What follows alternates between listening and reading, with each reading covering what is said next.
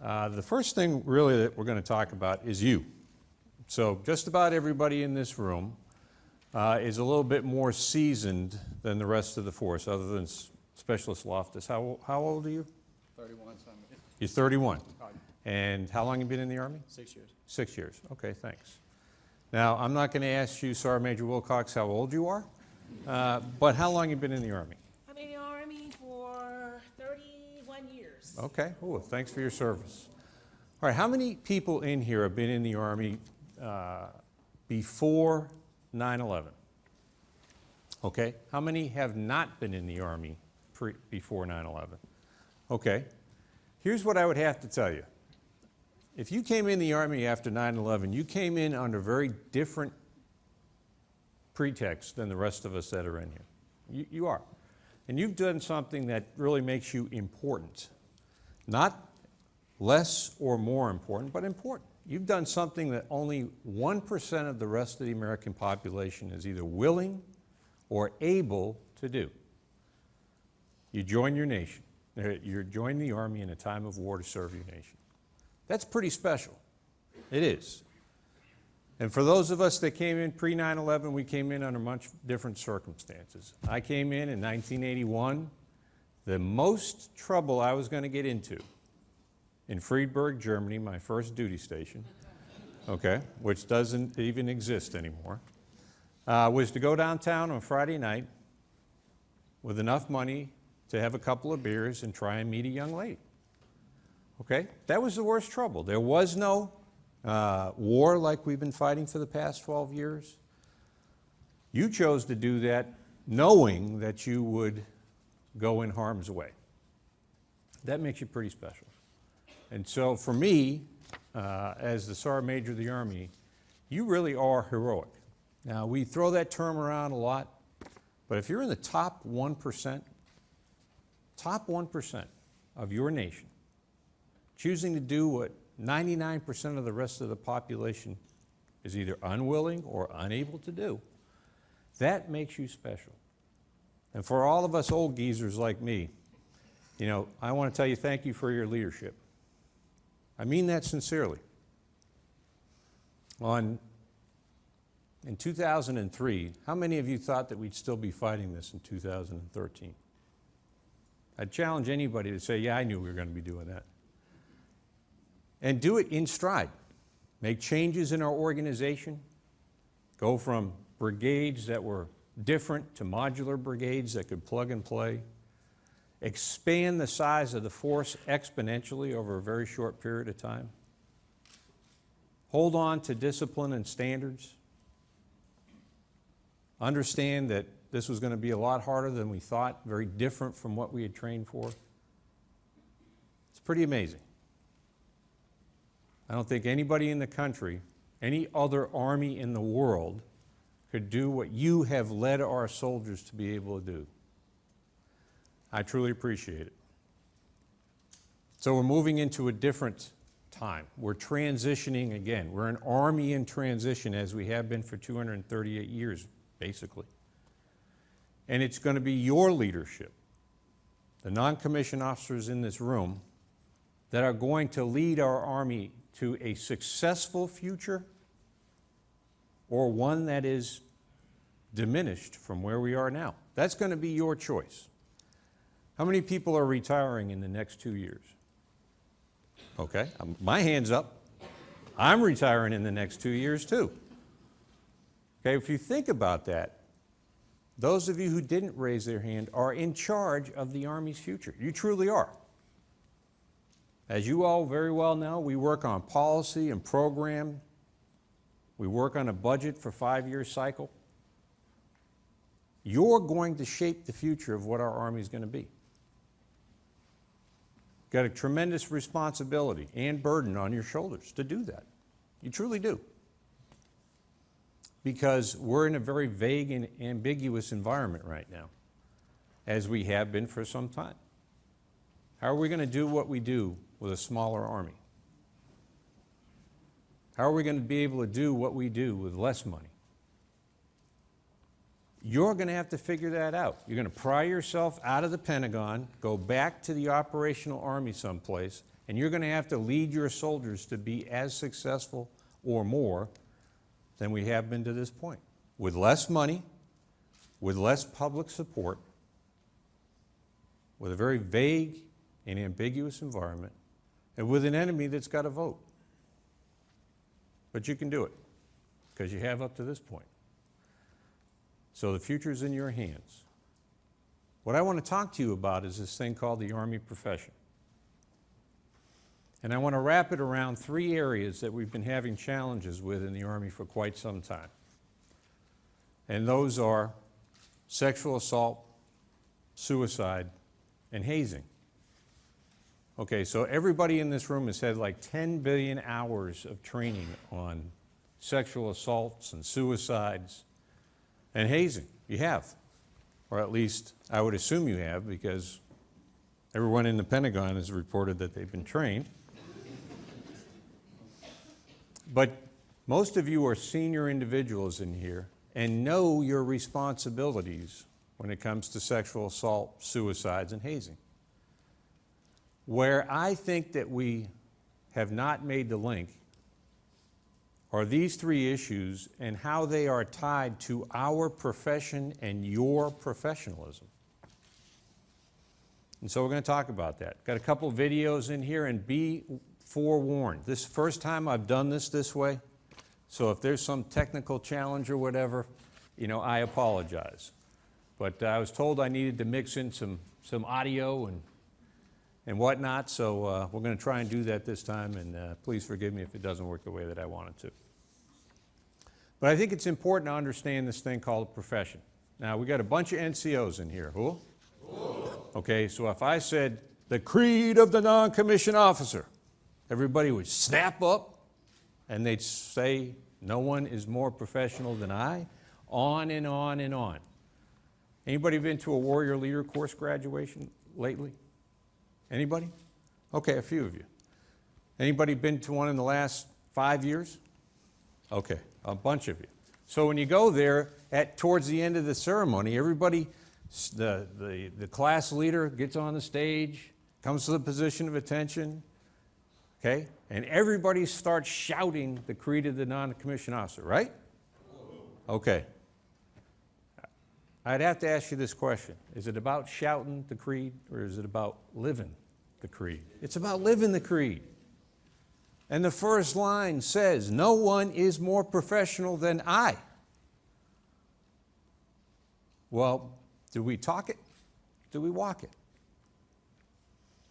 And that's my challenge to you today, is for you to consider whether or not you are truly walking and living the creed. Because that defines our professionalism, doesn't it? Okay. So I'd like you to think about it.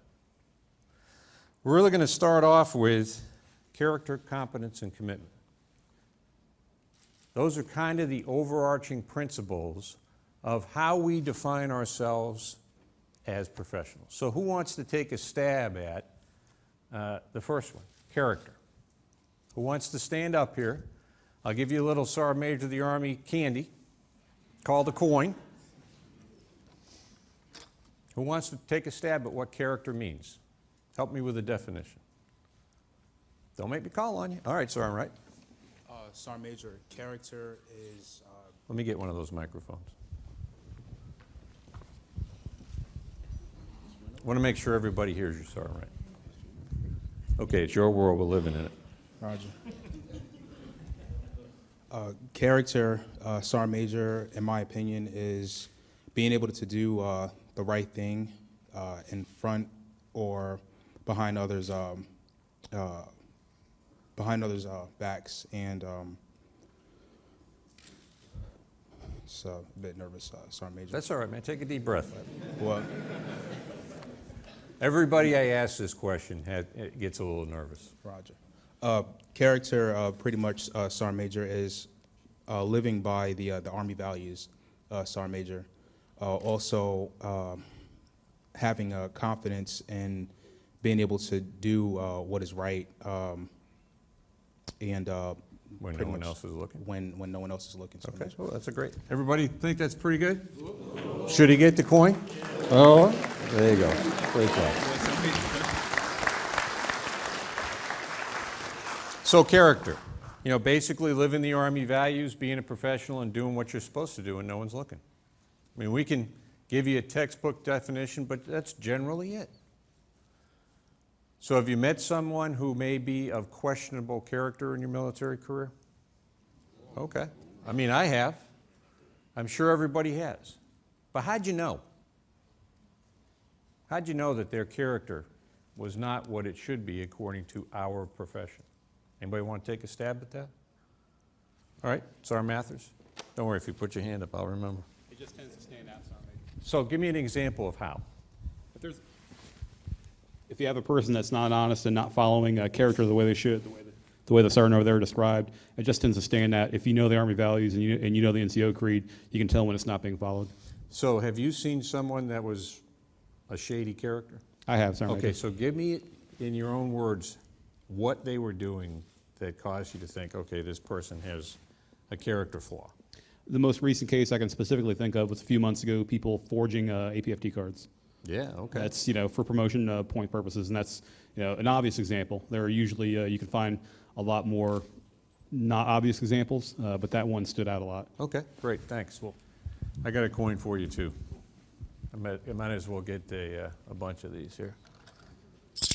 Okay, thanks, appreciate it, Sergeant Mathers. All right, so character. Kind of defined it, had an example. How about commitment? Commitment, who wants to try commitment? Sergeant Hayward, you had your hand up earlier. I know you want to jump up there. Sure, Sergeant Major. Go ahead. Commit. I don't need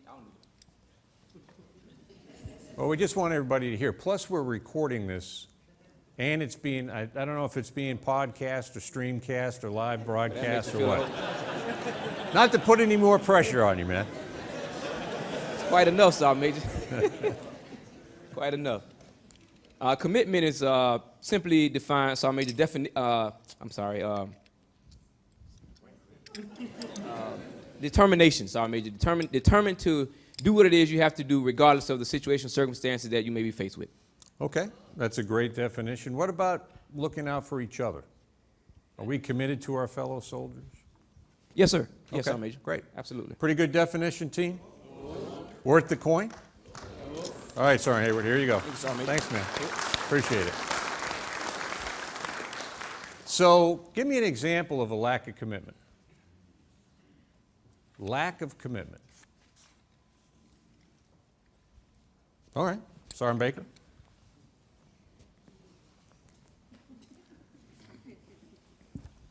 Lack of commitment. An example of a lack of commitment, Sergeant Major, is lack of commitment to your soldiers.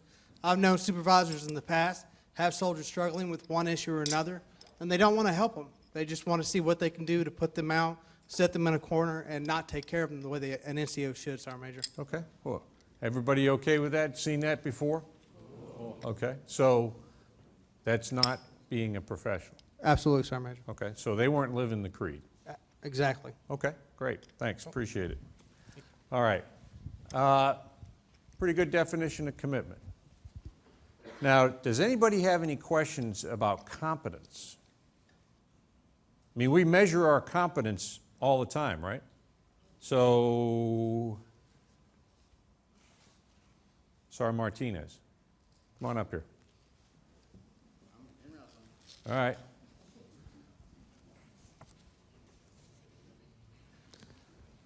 Okay, so come on up here. Grab that mic. Spotlight. All right, so I'm going to look at you. Never met you before in my life. Have we? No, sorry. Okay. Hopefully in good terms, I hope. Yeah.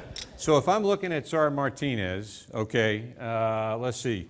You've deployed with 1st Armored Division. Yes, sir, Major. You've been in combat. You got the Combat Action Badge. Yes, sir, You got the recruiter badge. Are those sapphires? Roger, sir, Major. Okay, so you've done really well as a recruiter. So I've been told, sir, Major. Okay. Do you have you got the ring too? Yes, sir, Major. Wow. I think I've Palm actually. Beach. It's okay. It's Palm Beach. How you doing on your PT test? 253 is my average, sir, Major. Okay. Weapons qualification? Expert pistol for Okay. armor. Been to SLC? Yes, sir, Major. Have you been to First Sergeant? Yes, sir, Major. Okay. College? Associates, and Okay. working on my bachelor's. Okay. SSD? Working on finishing 4. Okay. So I just asked Sergeant Martinez a bunch of competence-based questions, right? Anything that I asked him have to do with character or commitment? No, it doesn't. Everything I asked him, and the things that we generally measure each other by, is what we see and what it is that's in your ERB. Cool? Okay. I challenge you. Highly competent individual. Don't know anything about his character or his commitment. But if you met Sergeant Martinez, would you generally say, yeah, he's a squared away NCO, he's getting after it? But how do we know that? Because the profession is defined by 3 things, not 1. And I would submit to you that the most dangerous person in our Army today is a highly competent individual with low character. Okay? And that's why we've got to expand how we measure each other, how we police each other, by not just how well they do with weapons or PT or college or recruiting, but whether or not they're actually committed or a person of character. All right, man, thanks for coming up here. Although, you know, don't sell that on eBay either, okay? You'll get less for it than it cost. So that's why we're talking about this. All right? That's why it's important to understand what they are. So we're going to show a little video here. And if you could roll the first video, please. Dark sauce. What a pleasant surprise. This morning's full of surprises, Leonidas. We've been tricked. A few hundred. This is a surprise. Silence. This isn't an army. We heard Sparta was on the warpath. We were eager to join forces.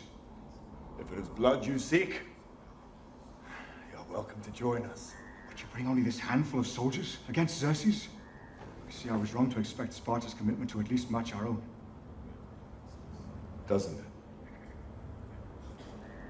You, there. What is your profession? I'm a potter. And you, Arcadian, what is your profession? Sculptor, sir.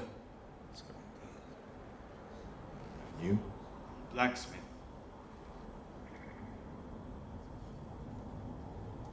Spartans! What is your profession?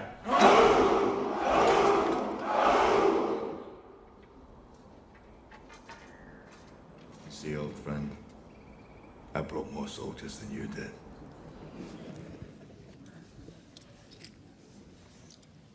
Every time I see that, and I probably, how many times do we see it? Twice today? Kind of motivates me, because what do you think Leonidas is saying? Anyone? What do you think Leonidas is saying in that scene? Sergeant Major, it's not quantity, it's quality, Sergeant Major. Yeah, and it's not a potter. I first met Not Joseph a Sanders. We were blacksmith, in not a JRTC, sculptor. and he was a new. It's a professional. Yes, Sergeant Major. All right, cool, thanks. Cool. I first met Joseph Sanders. So when you we think were about in it, JRTC, you see and yourself he was a as new guy. 42 Alpha, 00 Zulu. What's your MOS, Sergeant Clayton? 13 Bravo. 13 Bravo. Or is the first thing that comes to mind, I'm a professional soldier. I'm defined by this thing called a profession, and it is who I am. And then, oh, by the way, I've got this technical skill that supports the bigger team. When you're talking with someone who doesn't know you, for instance, like, I don't know, you're in the airport and you're in uniform and they say, hey, what do you do? Do you say, I'm a 13 Bravo? I'm an artilleryman? Do you say, I'm a professional soldier? Just ask you to think about that. Is your profession defined by your skill or by your character and your commitment? 13 Bravo is a competence thing, right? I mean, it's competence. So I'd ask you to think about that as we move into this next 3 topic areas that I want to cover, okay? We got a challenge with suicide in our Army. And that's the area I want to focus on first. Anybody read today about the suicide statistics for June? Okay. What'd they tell us, sir? Sir, could you grab that mic? The trend is good. Reference previous years that we're doing better this year than we did last year. However, last year was the worst year that we'd had. So the trend is good, but we're still not doing great. Right. And see, I see suicide and our ability to reduce suicide in our Army as a direct reflection on our professionalism. I do. Why do I say that? Because I believe suicide is preventable. As a professional soldier, you're expected to perform at the highest level of any human being. You are. Because at the end of the day, you're expected, without hesitation, to take another human being's life. Not taking anything away from the Navy or the Air Force, but you are generally expected to look someone in the eye through the iron sights of your rifle and pull the trigger and kill them.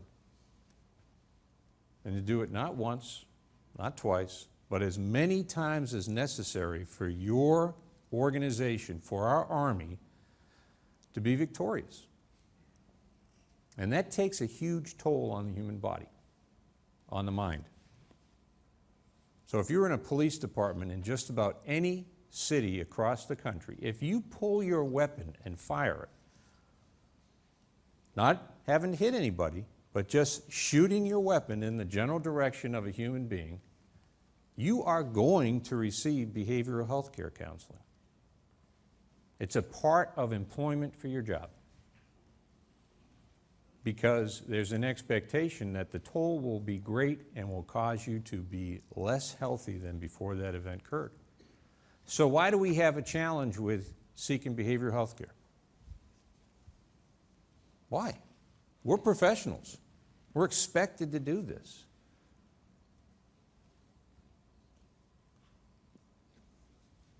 Is it Goffigan? All right, Sergeant. Tell me why. That wasn't a rhetorical question, by the way. So go ahead. Why do you think we have a challenge with this? Sergeant Major, I think we have a challenge with it because nobody wants to be judged. If you go to seek help, somebody's going to judge regardless of if it's justified or not. Okay, so basically a sign of weakness? What's wrong with him? Roger, Sergeant Major. Okay. So what do we need to do to change it? Just seek help. We need to, excuse me, Sergeant Major, just push it down on the soldiers that regardless, if you need help, you need to seek help. Okay. What about the NCOs? The See, we've demanded more of you than any specialist or below in the Army. How many times have you deployed? How many times have you deployed? 4, Sergeant Major. Okay, 4 times. So your deployment experience and what we've asked you to do can be cumulative, builds over time. We've got a lot of NCOs in this room. Are you leading by example, being that person of character and commitment, that if you know you got a challenge, you're actually doing something about it? I'm not going to ask you that. That's a rhetorical question. Right. Well, look, thanks for your comments.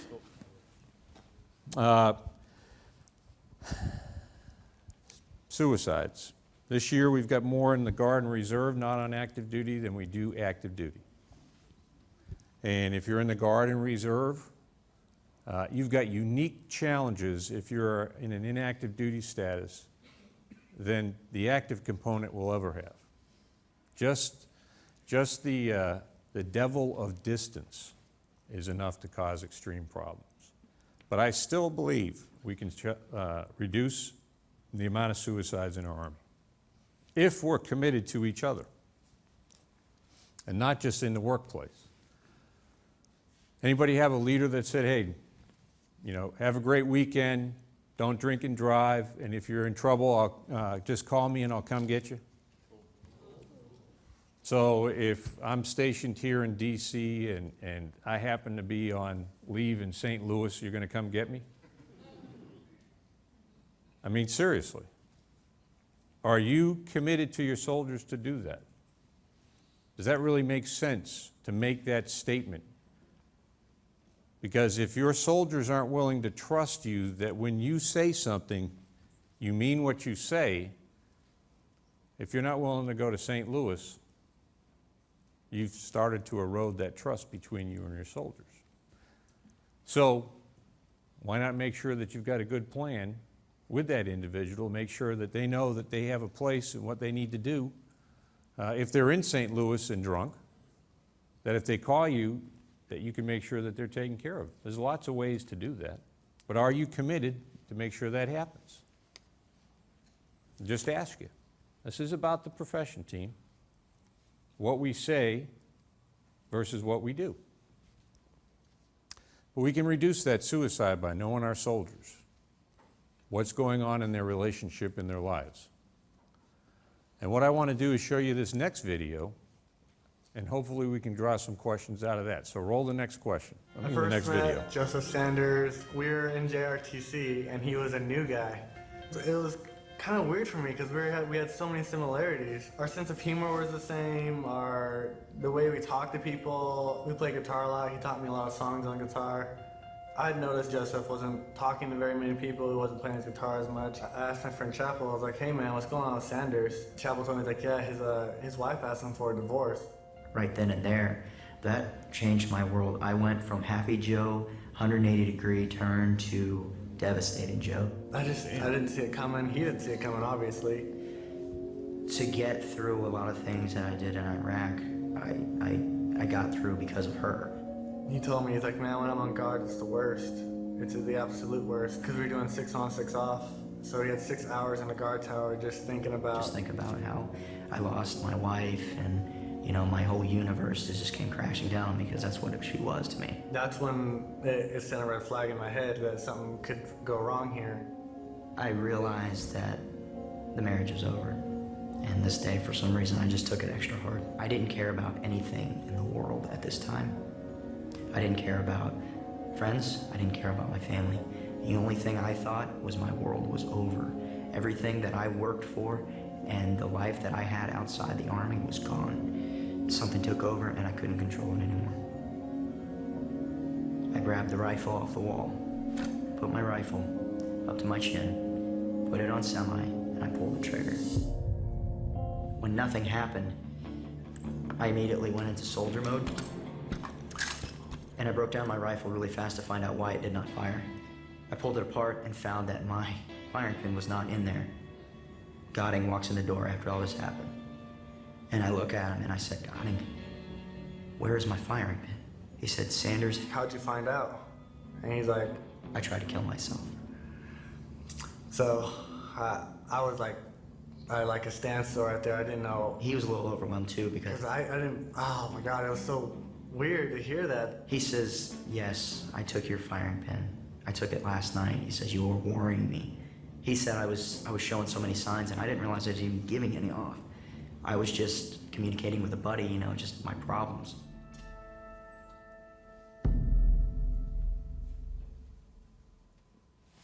Okay. Pretty great story, true story, you know, of a soldier committed to another soldier and looking out for their life. Life is precious. You got to live it. Very, very challenging times for that young man, and the fact that his relationship, basically what he had built his life around, was over, and so therefore lost the will to live. But that soldier demonstrated a component of our profession, commitment to one another. And if we demonstrate that commitment, if you ask one person, is it Sergeant Major Barron? Yeah, Sergeant Major Barron, hey, that's your battle buddy. The only thing I want you to worry about outside of what I ask you to do is to make sure that you know that individual and you're looking out for him. We can solve this problem. You know, you lead, most of you, okay? If you direct that action, here's what I'm expecting. And if you hear or see something, tell me. We'll hit that soldier to a place where they can seek help. The challenge is leaders. Who's looking out for you? Who's looking out for you, Sergeant Vasquez? Who is your battle buddy? Sergeant Major, I'm fortunate to say that I have a lot of battle buddies. Even within this crowd, a lot of senior NCOs, mentors that I can fall back on if I need guidance or assistance with anything. Okay, good. I'm glad to hear it, because we have a lot of NCOs that don't have a battle buddy. Cool, thanks, appreciate it. You got to have a battle buddy, Sergeant. So I'm going to tell you my own story. Went and deployed back in 2004, 2005. Had a rocket come into my room right after I'd gotten off the patrol. Had set myself up in this whole, hey, you're a sergeant major, you know, you're impregnable, you know, you're strong, you know, nothing's going to happen to you. You know, I drank the sergeant major's Kool-Aid, you know, and had come off patrol, understood that was dangerous, was in my room, and had a 122 millimeter rocket come flying in and blow up, okay? Knocked me around a little bit, but more importantly, my whole sense of I'm the man had come crashing to ground. Had, you know, seen death and got pretty scared. So what did I do? Stuff my feelings. You know, I did another classic example of what many men specifically do. Stuff those feelings down and drive on. Who? You know what I'm talking about, Sergeant Baker? Cool. Okay. Built up over time. You know, about 2009, when I became the commandant down at the Sergeant Major's Academy, I basically imploded. Now, nobody saw what was going on, but I started on this kind of a downward spiral that was really affecting my marriage, my children, my own quality of life, until I got to a pretty dark place. And you know, I was going to make some fateful decisions, and at the end of the day, got some help. I didn't have a battle buddy. I didn't have someone to talk to. I didn't have someone to, you know, share my concerns, which were normal. Yeah, look, you're going to be the first enlisted commandant of the Sergeant Major's Academy. Your success or failure is really going to make a statement about our NCOs. Remember, that was the year of the NCO. And one of the things that happened was to do this. And, you know, I wasn't sure that's what I could do. I didn't know if I could do it. Got some help, spent 2 years in behavioral health care counseling, most of the time twice a week. Comes up, I get interviewed for this job. Chief of Staff at the Army at the time, General Casey, said, hey, is there one thing or more that could cause embarrassment to the Army that I need to know about? What did I tell him? Anybody want to take a guess? I've been in behavioral health care counseling for 2 years, Chief. Could cause a problem. And you had to hand it to General Casey, who was a pretty wise person. He said, you know what? That can be a sign of strength. And that if you can go around and talk to soldiers about it and where you feel comfortable, that'll be a good thing for our Army. He didn't tell me I get selected at that point, but, you know, he said that'd be a good thing. So that's what I've done. I believe that if a senior leader can choose a person like me to be the Sergeant Major of the Army, then there really is no stigma except for what we make up ourselves. The chief was a professional and walked his talk. So for each of you in this room, I guarantee you there's somebody in here right now that needs to talk with a behavioral health care specialist. Do it. Your life continues after the Army. You can get better. It's going to take a lot of hard work. It's going to take some determination, but you can do it. And you can continue to do your job and continue to move forward and be successful within your profession and career. Hey. Hey.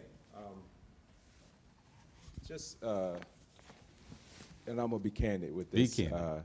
It's fine for you to stand up here and say that you went to seek behavioral health, but the people that need to be saying it is the leaders that are right here, because those are the ones that the soldiers deal with on a regular, daily basis. So, and when I was stationed at Fort Stewart, the general came out and he said it. Fine, it's a general. Oh well, but if your sergeant first classes, your captains, your first sergeants are saying that they're seeking mental health, that's what matters, because those are who the soldiers see on a regular basis, and they know that, hey, my leaders are seeking treatment, and hey, they can continue on with their career and it's not going to hinder their career. I absolutely agree with you. But somebody's got to start talking about it. Okay? I do this with every single sergeant major's class that comes in. My ability to influence a first sergeant is rather limited. Okay? But I can influence the sergeant major population and in turn expect them as professionals to talk about it with their subordinates. So I agree with you. When the sergeant first class, when the platoon sergeant, when the squad leader is able to be open enough to be able to talk with their soldiers, we're really going to start to see change. But we got to start someplace. And that's what I see my responsibility as, is to come to a forum like this and many others and say, hey, I want to tell you my own story. And if I can do it, you can too. And if that influences only one person in that audience, then for me, I'm successful. Okay? And that's how I look at it. So, I do believe we can change this issue of suicide, but I believe it takes you and I understanding our professional responsibility to be committed to our soldiers. If we do that and they trust us, we'll make a difference. Cool? Okay. So let's roll on real quick to the next one where we're going to talk about is our issues with sexual assault. So how many people in their military career have had something stolen out of the barracks? Okay, now, if you're not raising your hand, okay, I know you know what I'm talking about. But seriously, so, you know, back in the day, you know, common area, laundry room, took your stuff down, you know, wanted to go back to your room, you come back, something's gone. Or everything's gone. Right? Okay. How'd you feel about that? Say again? Somebody over here said something. You felt violated. Okay, tell me why. Because I felt as though that. Pass that microphone over. Sergeant Major, I felt as though that's my personal items and somebody took it from me and basically stole it. And more than likely, it was another soldier. Who? Okay, so what happened after, did you report it? At that point, no, Sergeant Major. Okay. Why didn't you report it? Because I meant, with me, it was basic training. Someone stole a uniform. At that point, I just felt as though that with everybody having the same uniform, wasn't nobody going to come forward and say they stole it. Did you believe that your chain of command was going to do anything if you did tell them? No. Okay. No, Sergeant Major. Okay, great. Thank you very much. I got a coin over there for you. Okay, so you heard Sergeant Ruffin's story. The fact that something that she had, something that was hers. Can I toss this to you? Okay. Why are you moving out of the way? Man, what's up? You don't trust me? Something stolen, she felt violated, another soldier had taken something from her, and she didn't really trust the chain of command. Very typical story. Pretty sad, though, when you think about it. How did you tell anybody else about it? Like your battle buddy or somebody? Yes, I made. Were they kind of pissed off, too? Yes, I made. Okay, you can bleep that out, by the way. Go ahead. They took precautions, Sergeant Major. Yeah. So if we're going to get upset, angry that a piece of property is stolen by another soldier and we don't trust our chain of command over something like that, then why aren't we furious about the fact that someone is stealing a person's dignity and respect, and you can't replace it because it's not a material item, and we don't trust the chain of command to do anything about it, even though we've got an ethic and a profession that demands that we look out for each other. We're not going to leave anybody behind. We've got this whole ethos stuff. What's it really mean? We should be furious about the fact that we have fellow soldiers that are perpetrating criminal behavior on fellow soldiers. If you were deployed and there was something going on in whatever area of operations that theft was occurring, and you were trying to influence the perceptions of the people that lived in that area, more than likely you would probably set out some OPs and other stuff to try and determine who was doing it. But yet we tolerate an environment that says that we're going to condone this behavior. We do. Because we're not demonstrating that commitment to ensure someone's most precious gift given to us to protect, to safeguard, to train, to transform, to defend our nation is in fact in an environment where they can feel free to move about freely and not being worried about having to be attacked by some other soldier. I mean, we hear these great stories about, yeah, we set up this guard system so that our female soldiers can move about after dark. I mean, think about how crazy that sounds. Hey, if you just think about it, take a step back and say, are you kidding me? Our answer is to guard our soldiers, primarily females? That's the best we can do? I think it starts with this environment where we accept, these kind of off-colored jokes and conversations about, who we hooked up with over the weekend and the type of music that we tolerate inside the workplace, and then we don't demand to say, look, that type of behavior and conversation is unacceptable in my house. Generally, we tolerate it. Why? Is it just part of who we say we are? That we have less respect for our female soldiers? I keep referencing female because that's what most of us perceive as where the issue with sexual assault lies. And I'll be quite honest with you. You have sexual assault occurring in all male organizations every single day. The reason you're less likely to hear about it is because men are less willing to talk about it. It happens. It's counter to who we say we are as professionals. We're not demonstrating that character and commitment if we tolerate what we know is unacceptable behavior. We say we're going to treat everybody with dignity and respect. We sat through thousands of hours of equal opportunity classes, sat through thousands of hours of sexual assault prevention classes. If you go and talk to soldiers, anywhere around the Army, they're so sick and tired of videos and PowerPoint slides and someone standing in front of them saying, don't do this. They're sick of it. It's up to us as non-commissioned officers to uphold the standard. It is. We say in our creed that officers are not going to have to do our job, right? Okay. Then why do we have hours and hours of sexual assault training? Because we're not doing our job. We're not.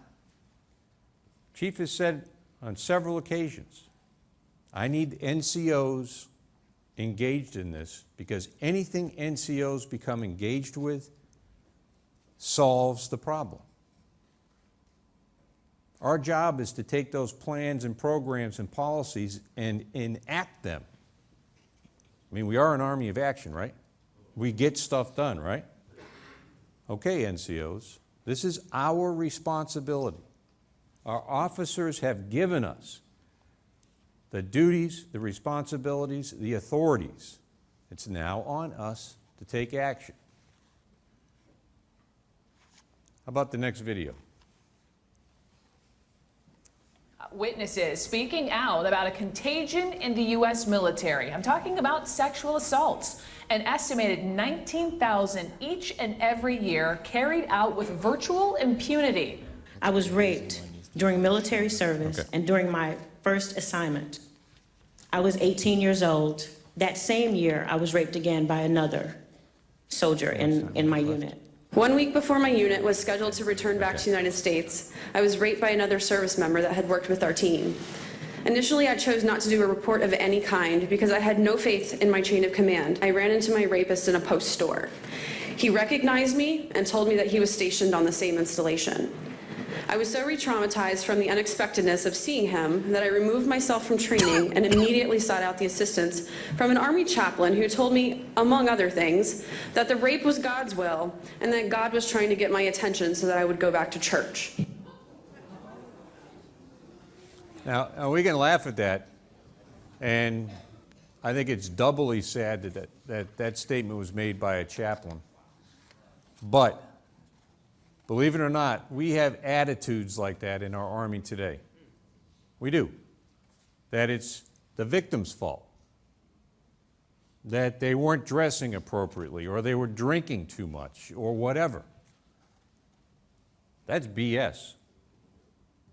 At the end of the day, our responsibility is to that soldier that came forward and said, this is what happened to me. And that trust between you and your soldiers means you're going to do something immediately to help that person who is in your care.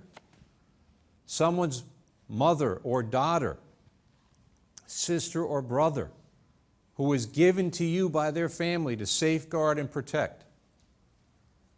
And we should be as angry as we are when we get a uniform stolen, when one of those that's put in our care has had their dignity and respect stolen. Should be furious about it. Okay. We're going to talk about hazing real quick, and we're going to run this video about a soldier named Private Danny Chen. Anybody heard of Chen? Okay.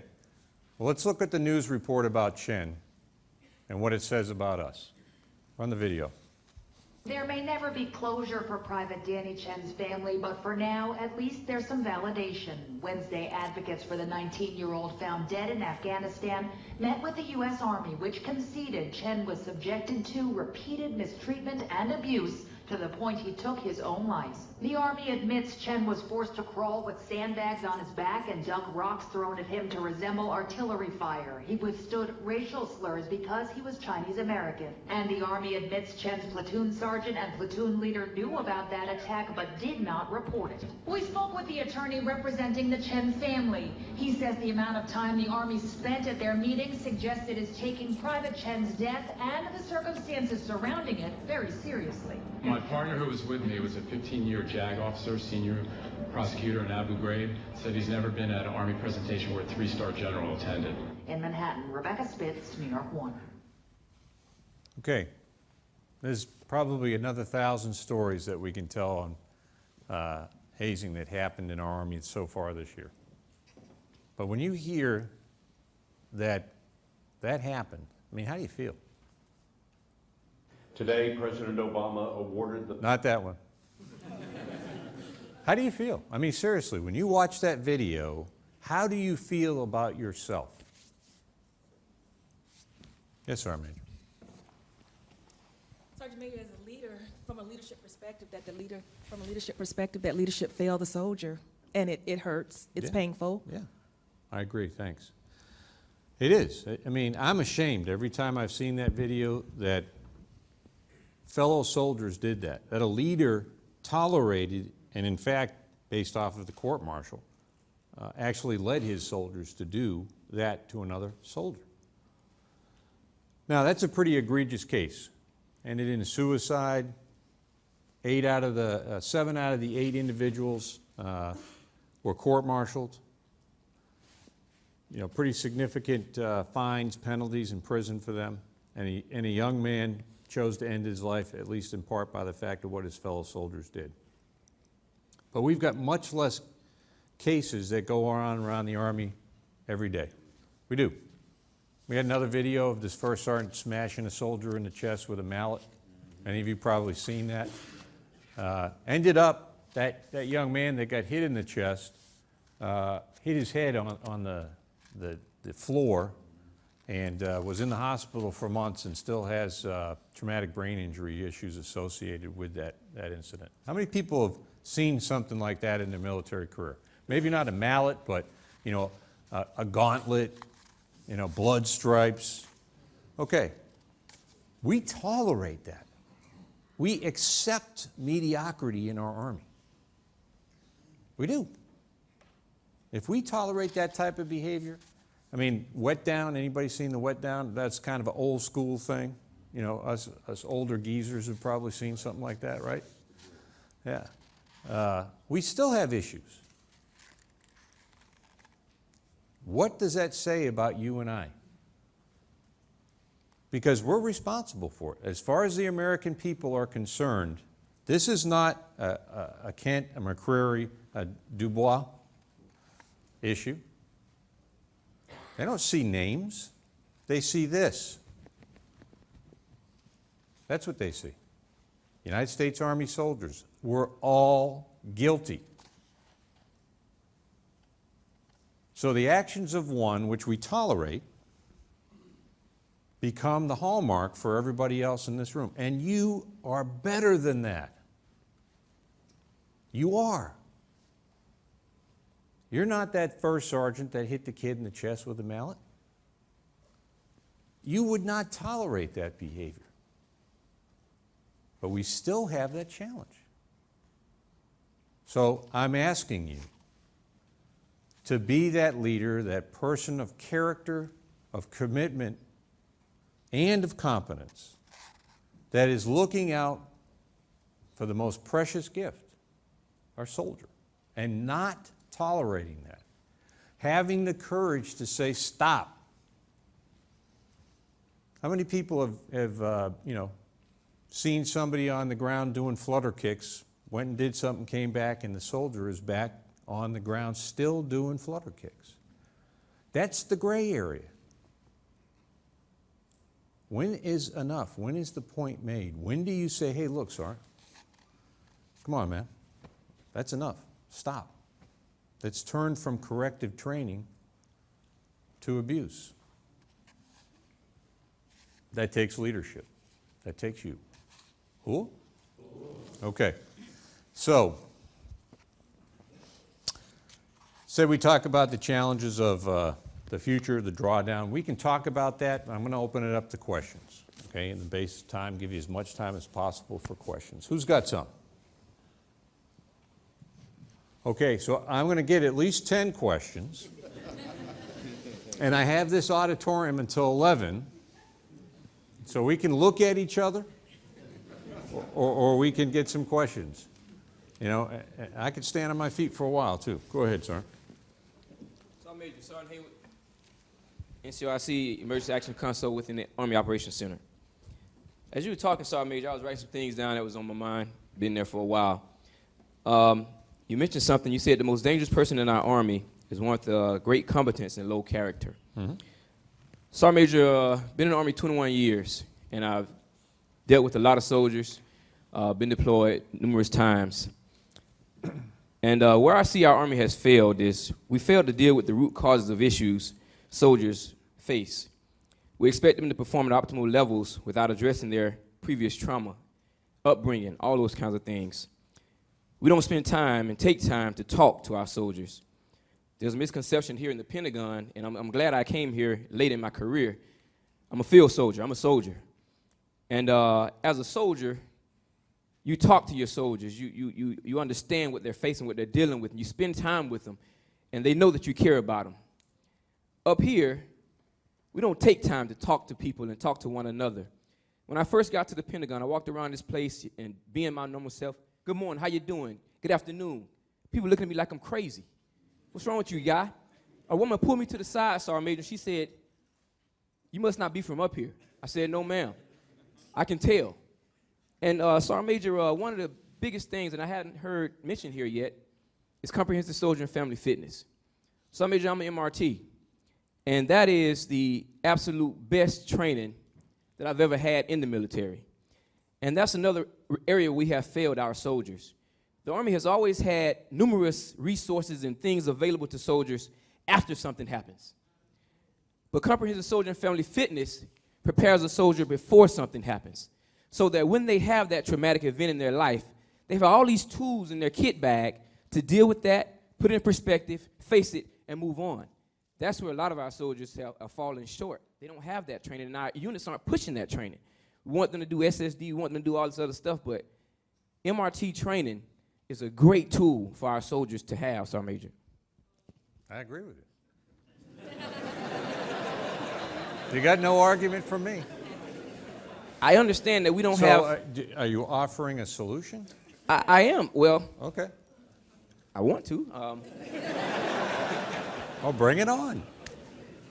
I submit, Sergeant Major, that MRT-B, I think it needs to be hit harder than what it's been hitting. I mean, you stated it yourself, how we're forced to sit in training, you know, after training, but it goes beyond, so far beyond that. It starts with, just like you said, us as NCOs. Yeah. We have to take the time to spend with our soldiers, and we all work for somebody.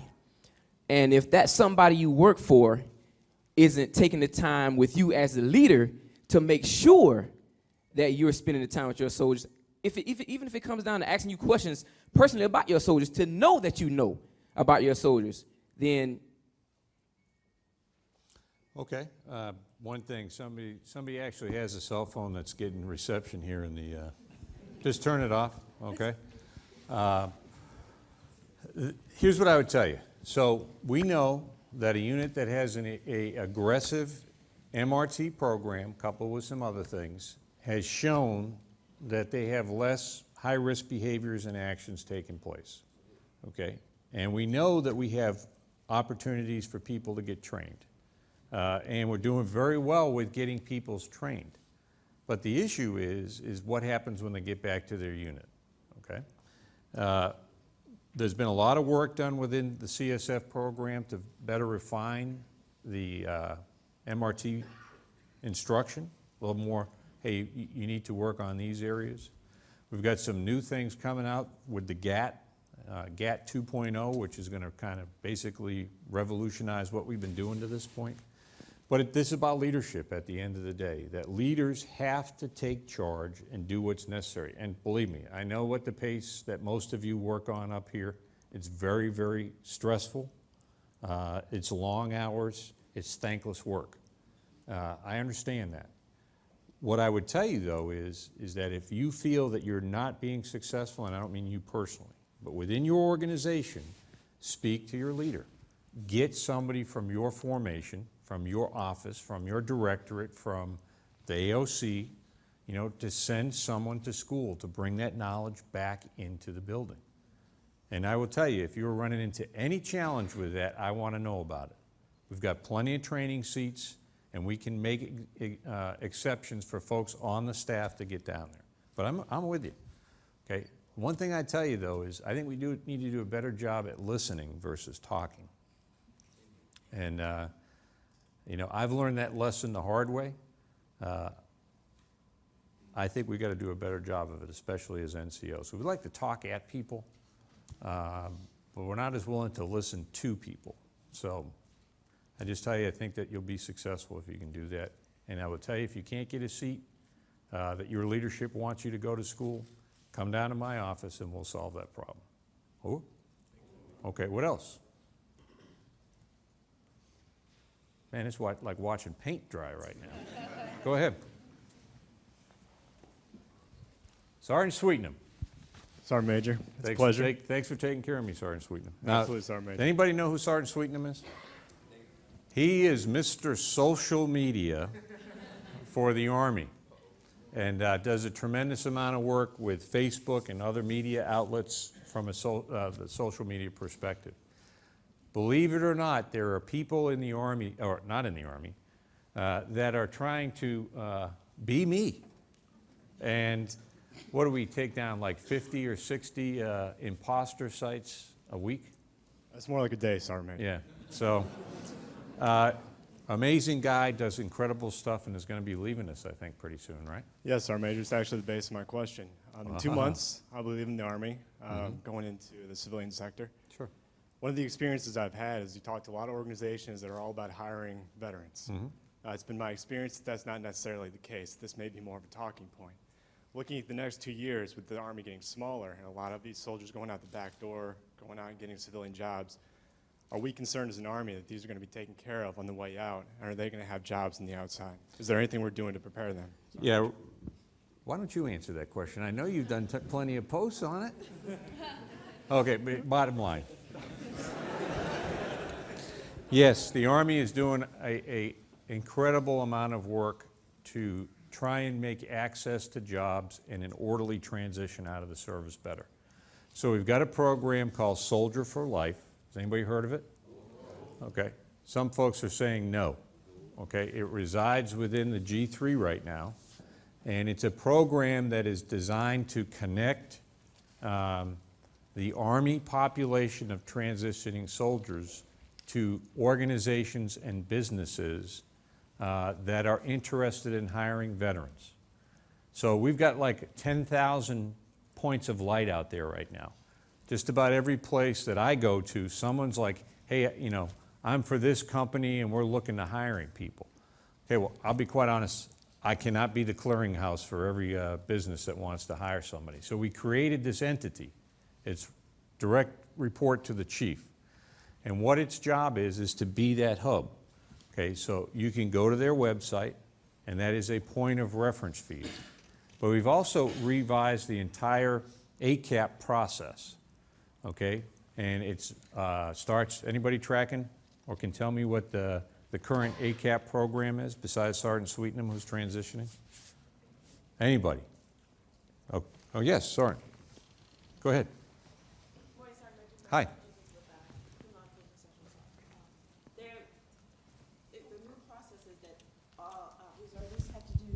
Go ahead. ACAP training, and they start out at least 12 months in advance before they have to rotate out. And all active duty soldiers have to have the ACAP program as well. Great. And it starts a year in advance from your ETS date, and it's a contract between you and your commander. Okay, and it is the command's responsibility to ensure that you transition out of the Army with good order. And so you're going to have to make some decisions, and we've got some detailed tracks to help you with what you're trying to achieve. So let's say you're going to college. Okay, you'll go to the ACAP, you'll say, hey, I'm interested in going to college, and you'll develop a plan that shows how you're going to get there. You know, so some folks don't know that you need to get a GRE if you're going to work on a master's program, for instance, in most cases. You know, did you know that? When are you going to schedule your test? And you build a milestone list, basically, that shows how you're going to get from where you are a year out to when you ETS, that you transition right into what you want to do next. A lot of people want to get a job. I got that. So you're going to get some training on that, on how to apply for a job, how to make your resume, how to dress for success, how to conduct an interview, and then you're going to work on applying for jobs. And we've created your ability to reference job bases, databases, in order to look for what you are eligible for. That's a part of where Soldier for Life comes in. You want to start a small business. Okay, we've partnered with the Department of Labor and the Small Business Administration to help you to understand how to put together a business plan and to look for resources. And you'll interview and talk with some other small business owners on their key to success or failure. You know? And there are other programs. Sergeant Major Sanchez has been going through this program for a while now. Tony, you want to add anything to that? Thanks, Sergeant Major. Yep. So, actually, I just completed the week-long seminar that the SMA is talking about last week. And thanks. And so one of the things I point out to you is that while we have a 1-year out transition plan, you have to start thinking 2 years out, because at 1 year out, you've got deliverables that you have to start executing in order to accomplish your program, your plan at the time you transition. So you have to understand what all those deliverables are and prepare them before you get to that 1 year out point. So I'll tell you that the program that I've attended is phenomenal. They've been doing great jobs. I've got a couple of follow-ups. I'm going to be sitting in a 2-day Start Your Own Business seminar in a week. And it's been a great experience so far. So I tell you that if our soldiers at the junior level that are ETSing are getting the same type of program, it would help considerably in easing the transition from military service to civilian. Thanks, Tony. I appreciate it. So there's some programs out there, but again, it comes down to leadership. Most people in this room are going to have soldiers that are going to be leaving the service. Your job, as part of their transition in support of your commander, is to ensure that they get to where they need to go. Okay? You got to make that happen. You got to figure out how to get it done and support those soldiers, because they've given us great service.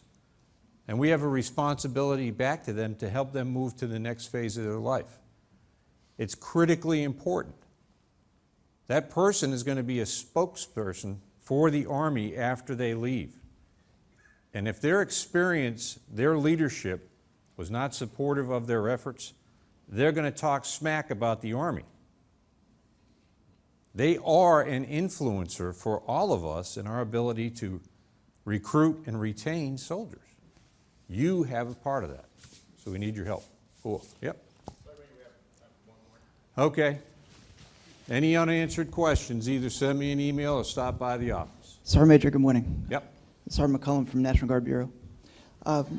Two separate points, two separate questions for you, Sergeant Major. What is the future of TRICARE? With a new healthcare law enacted, I see it as just a matter of time until the military is command directed to get on federal exchanges generated by that law. Second of all, just an observation regarding stigma. I had a very good friend with whom I deployed to Iraq. After we got home, he got a divorce. He looked bad as the months went on, but he wouldn't speak about what he was going through. I found out through other channels that he was seeking help, so that was a good thing. Fast forward to 2 years for his appointment at a behavioral health clinic. His doctor wasn't there for a previously scheduled appointment. And he gets upset. He says the wrong thing. It's a mix-up, but he says the wrong thing. And before he knows it, he is command directed to a 30-day program, what he called Crazy Camp. He's now retiring. Simply put, it seems to me this is the soldier's nightmare about seeking help. And to me, I have no answer, but just an observation that the stigma is still there in some ways. And what can we do about that, Sergeant Major? You mean about his specific case? No, Sergeant Major. That stigma and kind of taking away that kind of worst case scenario where you seek help and then you're subsequently asked to retire. Okay. I think the first thing, and this may sound, germane, but I think there's an element of trust that we have to extend. Okay, and that is, and I'm not sure, but I'm not sure if anyone in here is actually a behavioral health care provider other than the sergeant right here. You got to trust that the people who are entrusted with the job to make a recommendation that this person either is met the best treatment that they possibly can, and they have issues that we can't solve within the Army, that the best course of action is for them to transition. I don't know this guy's circumstance, I don't know what he said, but making the decision to send someone to an inpatient 30-day treatment facility is actually pretty serious.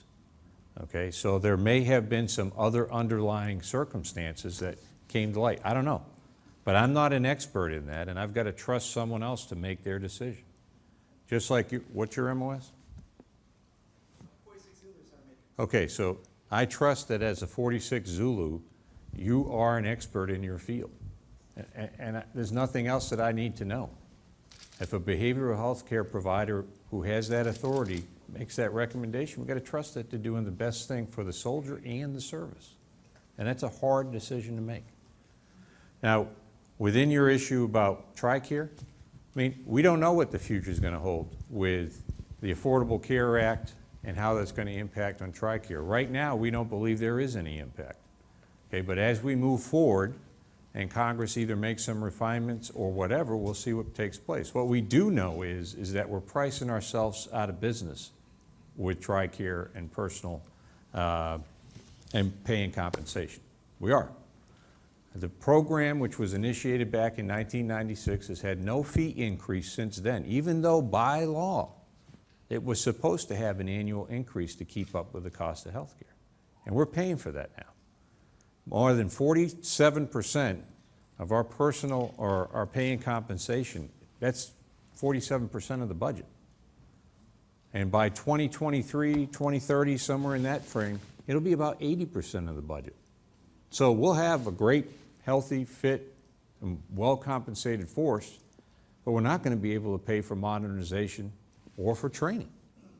And that's the balance that our leaders right now are trying to find is, how can we continue to afford the status quo and maintain an Army that is better than what we have today?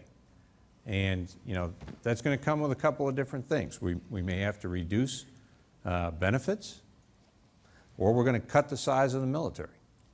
And if you read the Army Times or the Early Bird this morning, you know, there's discussion about another 110,000 person cut, you know, within the Army. You know, that's pretty significant. You know, at least for me, I think it's pretty significant. And so that's the balance that we're at. We're not going to get more money from Congress. We are going to have to actually make significant cuts over the next 10 years. And we're going to have to try and maintain readiness within the Army specifically. That's a tough balancing act right now. Cool? Okay. All right. I think that I was told that's the last question. We've got a couple people we want to recognize. 3. All right. Let me get that. Okay. Master Sergeant Kelly Harris from the United States Army Reserve. Come on up. Stand by right here, Sergeant. Sergeant First Class, and if I mispronounce this, sorry. I think the G3 Sergeant Major tried to check my ability to pronounce names. Schuessler? Sergeant First Class Schuessler? Did I pronounce that right, Sergeant? Yes, sir. Okay.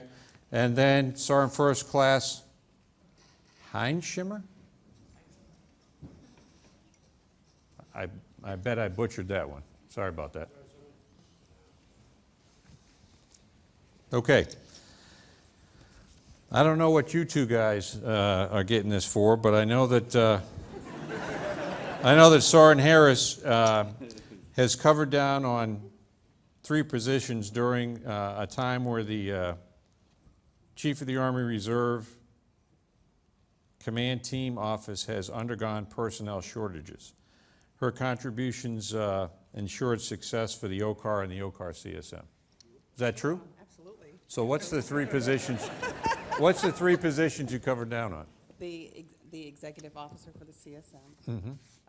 the NCO, his aide, Mhm. and of course my own. So you're an Army of one? An army of one. Okay, absolutely. cool. Thanks for all you're doing, Sergeant. We really Absolutely. appreciate it. Thank you so Cool. much. Yeah, go ahead and have a seat. All right, what am I giving you this for? I guess you didn't get Okay, the number, here's how it works. So if you can't think of something, make it up. And if it sounds good, I'll give you the coin.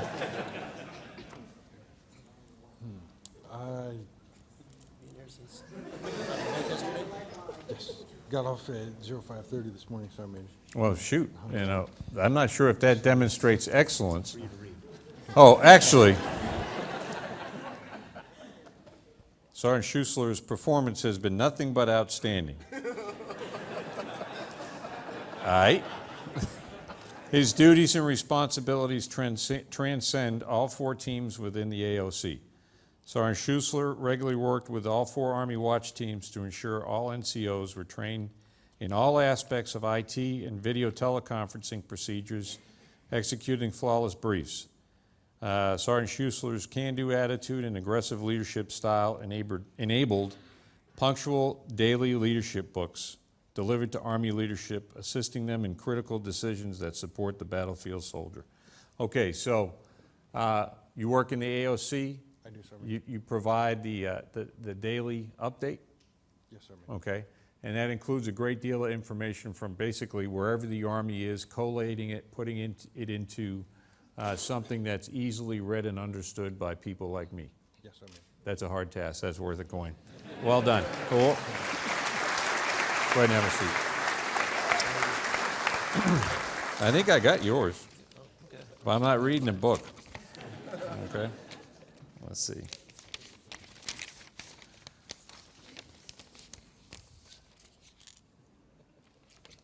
Just checking to make sure it wasn't the same thing. Okay, you mentor 6 newly assigned Army Watch officers on emergency evac procedures, reduced process times in 13 consecutive Jeep exercises. Army Watch NCO wrote and published 104 executive summaries containing sensitive classified info on combat operations event for senior Army leaders. Served as the AOC NCOIC in excess of 23 cumulative days. Is that like a hard task? It's not too hard, Sergeant Major. Oh, I appreciate your honesty.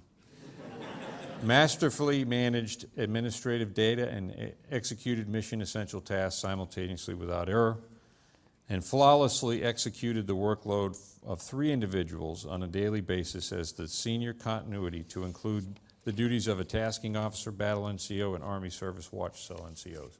Believe it or not, that is an extremely difficult task because usually if it's messed up, one of the Army senior leaders is going to be upset, like me. Okay, cool. Well done. Appreciate that. Thanks. Have a seat now. Okay, I meant what I said about the questions, so if you have something that I didn't get to, either send me an email or come see Sergeant Major Filardo for an email site or stop by the office. We're going to close this up with a couple of things. First, I want you to know that I trust you. I don't know many of you. Some of you I do. I trust you for one simple thing.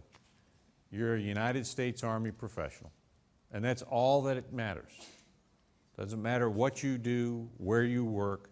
It's the fact that you said, this is who I'm going to be, and this is what I believe, that you are persons of character, commitment, and competence. I trust you. And our Army is in good hands because of people like you. There's another 524,000 on active duty and about 550,000 between the United States Army Reserve and Guard that has that same trust. And if we trust and believe in each other, okay, we can do anything. We can. It's in your hands. Are you going to be and continue to be that leader who establishes trust between your soldiers so that we can solve the challenges that we talked about today? And if you are, we will be successful. It's an honor to serve with each and every one of you. I've got a quick video that we'll end this up with, and then you can take off. Roll the video. Today, President Obama awarded the Medal of Honor to Army Staff Sergeant Clinton Romeshay. You have to see Combat Outpost Keating to realize just how indefensible it was to an attack from these Taliban fighters. We were taking everything from, very precise sniper fire, automatic weapon fire, machine gun positions. We're taking mortar and indirect fire, RPG fire. A recreation of the battle shows Romeshay was everywhere that day, running across open ground to reinforce one weak point after another. Although hit in the side by shrapnel from a rocket-propelled grenade, Romeshay was determined to do more than just survive. We weren't going to be beat that day, and we were gonna take it back. But they were up against 300 enemy fighters. And we had 52 great Americans. Didn't seem fair to them. 3 days later, the Americans left Keating for good. Does it feel like you won, or what does it feel like? It's hard to say. You win or lose, but to know we just had so many great soldiers there that stood proud and did their job. You know, that's just an amazing thing to witness. What was gained that day? Nothing. What did Clint Romeshay and his men achieve? Everything. David Martin, CBS News, the Pentagon. Thanks a lot, Army Strong. Cool.